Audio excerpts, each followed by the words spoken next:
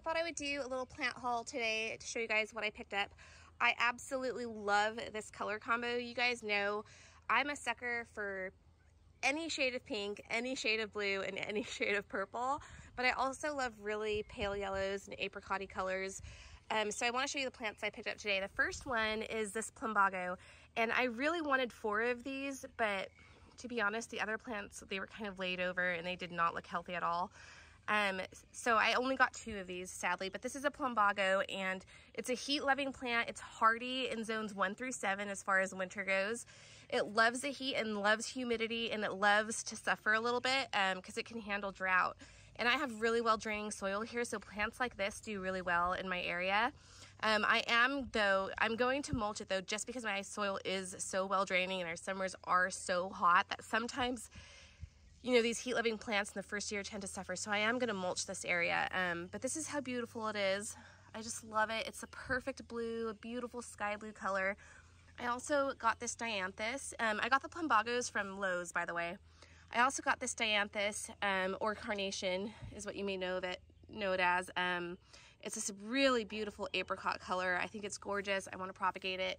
And Dianthus is also a perennial here. It does really, really well. It spreads a lot. One tip I have though, if you're going to plant some Dianthus, is if you don't like it to mound, it has a tendency to kind of mound where it gets so thick that the ones on the outer edge will lay over and it'll kind of just look like a big mound. If you don't like that and you want them to have longer stems and stay upright, you'll want to plant a bunch of them close together and just make sure you thin them every year. I also got this Dianthus here. Oh, let me tell you what the name of this one is. Goodness me. It is Odessa. The name is Odessa. Really pretty. And then I got another Dianthus. I actually got 3 different ones. This one's from Lowe's. This one was from Walmart. And this one is called, let's see. Sometimes they don't put the names on here, or they're kind of hard to find. Oh, there's no name on here. Oh, that's so lame. Well, it's really pretty anyway. It's nice and tall. It's got a ton of buds left on there, so it's going to get prettier throughout the season. And this one's also perennial here. And then I also got some more Delphiniums, really pretty sky blue, purpley ones. And those are also a perennial here. Another Plumbago, and then I also got this really pretty multi-tone pink Dianthus that I really love. So that's the color scheme I'm going for in this little drift here. And it's right next to where we did the onions and the Cinderella lilac zinnias. You can see I've started a drift over there too. There's some Delphiniums coming up, and I'm in the middle of washing the fence, so I've only washed half of it. I've got to wash that other half. So it looks terrible, but you can see all the algae growing on the fence there.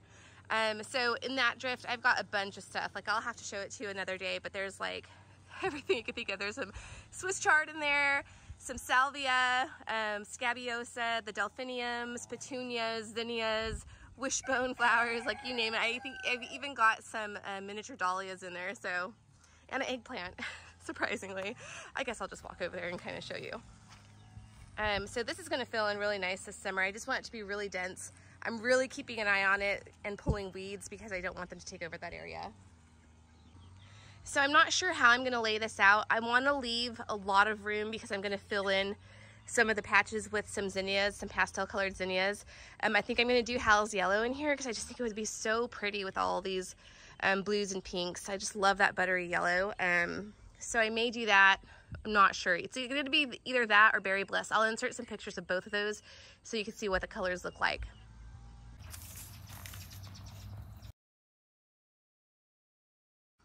All right, I think I've got this area figured out. Garrett's helping me decide what order I want these in. So I'm not staggering the larger plants right now because I'm going to be planting zinnias in between these to make it really full.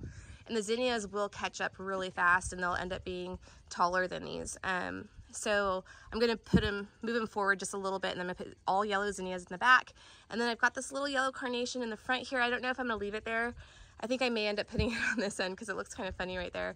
But I think that's the order we're going to leave it in. And I'm leaving a good gap right here because I've got a climbing plant right here that's going to go on a trellis that Garrett's going to build me.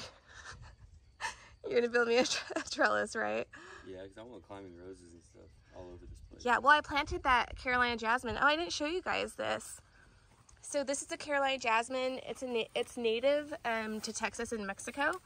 It's really beautiful. I saw this at a nursery growing on an arbor, and it was just jam-packed. It does get woody, and it will take over an arbor fairly quickly, but they're really, really beautiful. The leaf structure is really pretty, I think.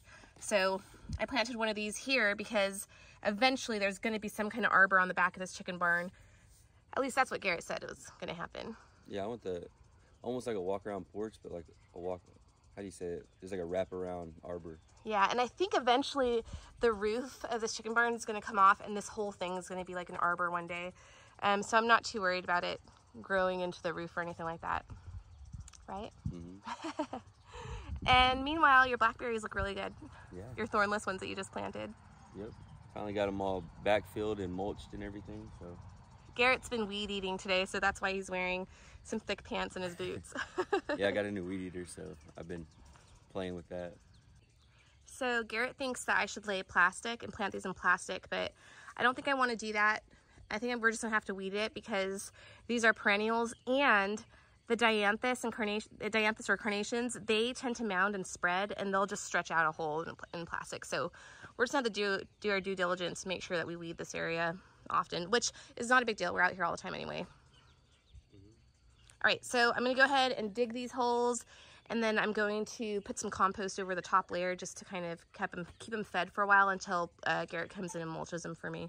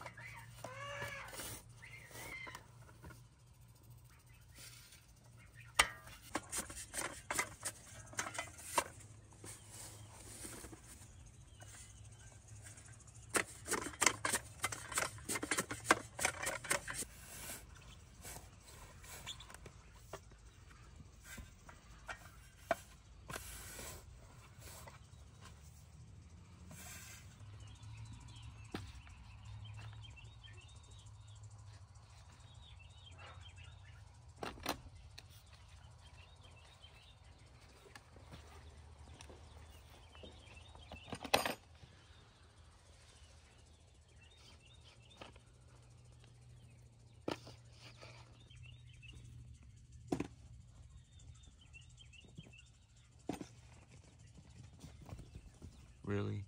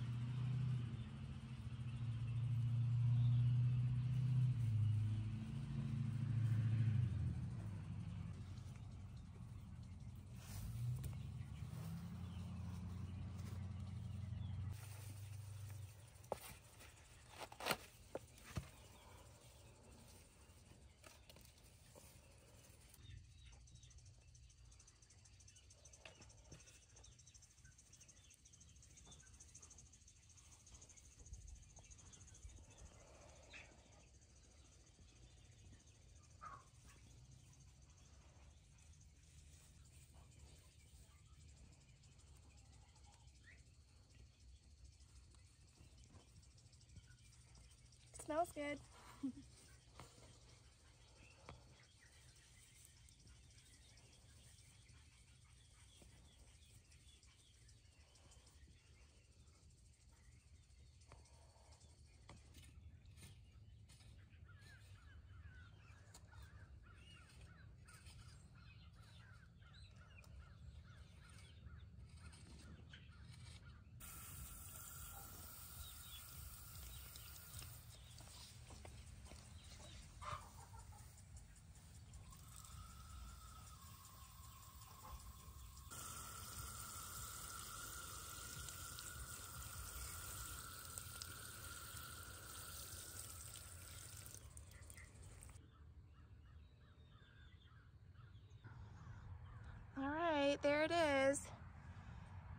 am gonna mulch this area with a really fine mulch. Well, actually, I think I'm gonna mulch it with compost, not actual mulch. I'm not entirely sure yet, so I'm not gonna do it right now. But the plan for this area is to do a stone pathway right here, and it's gonna be in a diamond pattern, so it's gonna look really neat. I think Garrett's gonna lay some plastic down first, and then once we lay the stone, we'll put some pebbles in between, either pebbles or some kind of creeping thyme or something like that.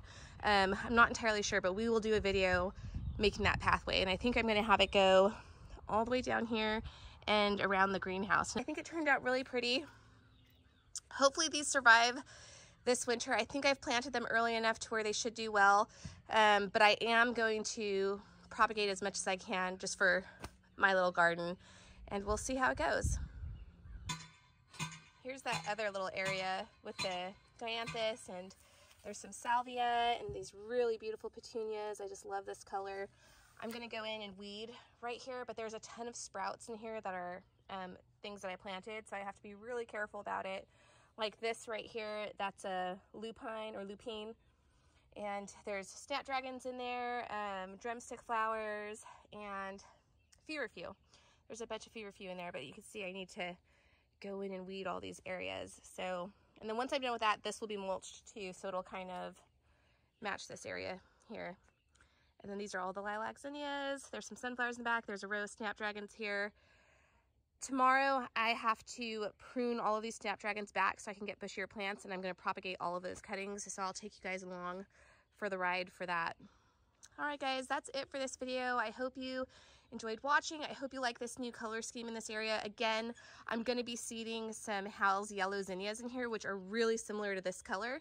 So that yellow carnation is kind of sticking out right now because there isn't any other yellow in here. But about 30 days from now, there's going to be beautiful yellow zinnias all in this drift, and it's going to look awesome, hopefully. All right, we'll see you guys next time.